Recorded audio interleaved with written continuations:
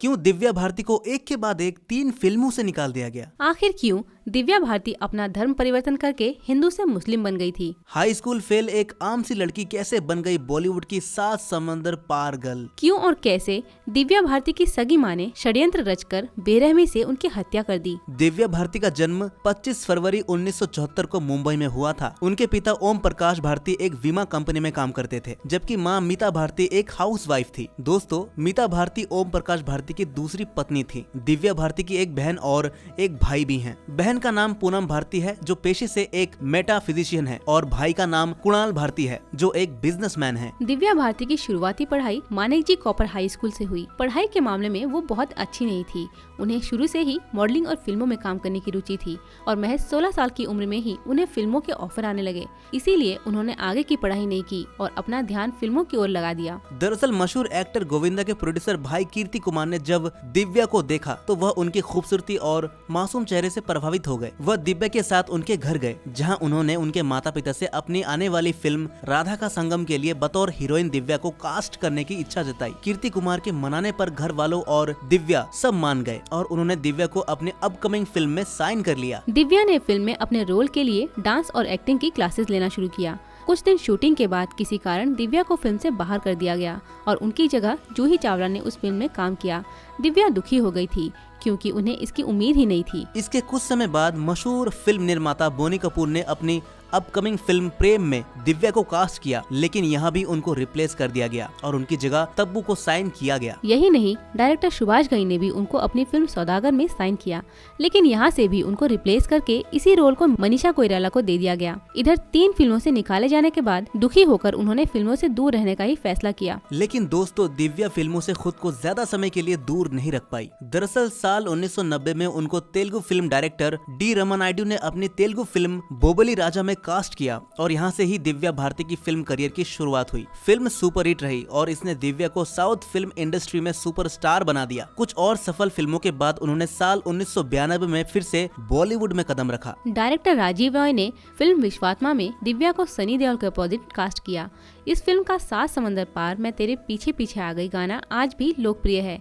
ये film superhit साबित हुई। एक के बाद एक हिट फिल्म करने की वजह से दिव्या बहुत पैसे कमाने लगी। हालांकि उनका दिल बहुत बड़ा था। उन्होंने अपने शौक को ना देखते हुए पहले अपने पिता को वर्ल्ड टूर करवाया और खुद के लिए गाड़ी लेने से पहले अपने छोटे भाई को जीप दिलाई। लेकिन इधर दिव्या और उनकी मां मीता भारती के बीच अनबन की खबरें आने लगी।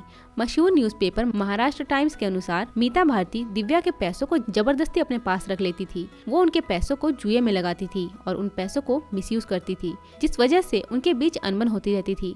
दोनों के बीच में लगातार झगड़े होते थे, जिस वजह से दिव्या थोड़ी तनाव में रहने लगी। कुछ समय बाद उसी साल डेविड धवन ने दिव्या को अपने फिल्म शोला और शबनम में कास्ट किया। इस फिल्म में वह गोविंदा के अपोजिट काम कर रही थी। फिल्म की शूटिंग के दौरान उनकी और साजिद नाडियाडवाला की पहली मुलाकात हुई थी। दोनों की मुलाकात गोविंदा ने फिल्म के सेट पर ही करवाई थी। कहा तो ये भी जाता है कि साजिद अक्सर दिव्या से मिलने फिल्म के सेट पर आते थे और ऐसे ही धीरे धीरे दोनों की लव स्टोरी भी शुरू हो गई।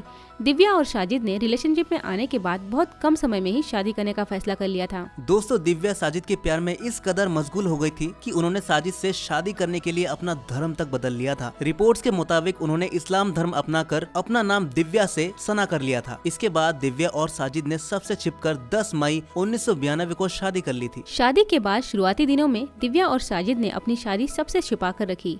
यहाँ तक कि दिव्या ने अपने माता पिता तक को अपनी शादी के बारे में नहीं बताया। इसकी वजह खुद साजिद ने एक इंटरव्यू में बताई थी। उन्होंने कहा था, हमने शादी की बात इसलिए छिपाई थी क्योंकि दिव्या का करियर दांव पर लगा था, लेकिन दिव्या हमेशा से ही दुनिया को हमारी शादी के बारे में बताना चाहती थी। मैं बार बार उसे ऐसे करने से मना करता था, लेकिन अब मुझे लगता है कि मुझे ऐसा नहीं करना चाहिए था। इन सब के बीच दिव्या ने महज 2 ही सालों में इंडस्ट्री में एक से बढ़कर एक सुपरहिट फिल्में दी। इधर इतने कम समय में बॉलीवुड में दिव्या के बढ़ते कद को देख के बॉलीवुड की पुरानी और पहले से फेमस अभिनेत्रियां भी दिव्या से जलने लगी थी। वहीं फिल्मी जगत के तमाम पंडित आने वाले कुछ सालों में दिव्या को बॉलीवुड की सुपरस्टार बनने की भविष्यवाणी कर रहे थे कि तभी अचानक एक ऐसी दुर्घटना घटी जिससे पूरा देश सन्न रह गया। दरअसल 5 अप्रैल 1993 को दिव्या की अपने 5 मंजिल के फ्लैट से गिर के मौत हो गई। 6 अप्रैल को जब ये न्यूज लोगों के सामने आई तो सभी के मन में यही सवाल था कि क्या ये मर्डर है या आत्महत्या। या दुर्घटना? इस बात का खुलासा करते हुए साल 1993 में ही मशहूर फिल्म मैगजीन स्टारडस्ट के एक मशहूर पत्रकार ट्रॉय रिबेरो ने ऐसे तथ्य लोगों के सामने रखे जिसको सुन के आप भी दंग रह जाएंगे। ट्रॉय बताते हैं कि वह उन चंद लोगों में से थे जिनको सबसे पहले खबर मिली कि दिव्या भारती 5वें मंजिल से गिरी हैं। खबर मिलते ही वो तुरंत कूपर हॉस्पिटल पहुंचे, जहां दिव्या को ले जाया गया था। वहां पहुंच के उन्होंने देखा कि दिव्या की सांसें चल रही थी। ट्रॉय बताते हैं कि उनकी मौत के वक्त वो वहीं मौजूद थे। ट्रॉय बताते हैं कि रात के करीब 1:30 बजे का वक्त था। उस वक्त जब दिव्या के पिता ओम प्रकाश ने दिव्या का शव देखा तो वह बौखला गए और जोर जोर से चीख चीख के कहने लगे, उन्होंने मेरी बेटी को मार दिया, सबको जला के राख कर दो, मुझे बस मेरी बेटी वापस दे दो। दिव्या का छोटा भाई कुणाल भी रोते रोते बोल रहा था, मेरी बहन की अभी मरने की उम्र नहीं थी, काश मैं उसके साथ थोड़ी देर और रुक जाता, मुझे उसको छोड़ के आने का मन नहीं था, मेरे आने के 10 मिनट बाद ही ये घटना घटी, काश मैं उसके साथ थोड़ी देर और रुक जाता। ट्रॉय बताते हैं कि उनको उन दिनों की हालत देखकर बहुत बुरा लग रहा था, लेकिन उनका ध्यान बार बार दिव्या के पिता ओम प्रकाश की उस बात पे जा रहा था कि उन्होंने मेरी बेटी को मार दिया। ट्रॉय के मन में एक बात उनको बार बार परेशान कर रही थी कि दिव्या के पिता वहाँ मौजूद हैं, उनके भाई यहाँ रो रहे हैं, लेकिन जिनसे ट्रॉय को सबसे ज्यादा उम्मीद थी कि वो यहाँ होंगी और चीख चीख कर रोएंगी, वो यहाँ मौजूद नहीं है। दिव्या की माँ मीता भारती वो कहाँ है? तकरीबन 2-2.5 घंटों के बाद सुबह के लगभग 3:45 बजे उनकी माँ हॉस्पिटल पहुंची। ट्रॉय बताते हैं कि दिव्या की माँ मीता भारती को देखते ही उनके पिता ओम प्रकाश भड़क गए और जोर जोर से चीख चीख के सबके सामने कहने लगे कि इसने मेरी बेटी की हत्या की। इसके बाद दिव्या के पिता और भाई दिव्या की माँ को मारने के लिए आगे बढ़ने लगे, लेकिन वहाँ मौजूद डॉक्टर्स की टीम ने उनको बेहोशी का इंजेक्शन लगाकर बेहोश कर दिया।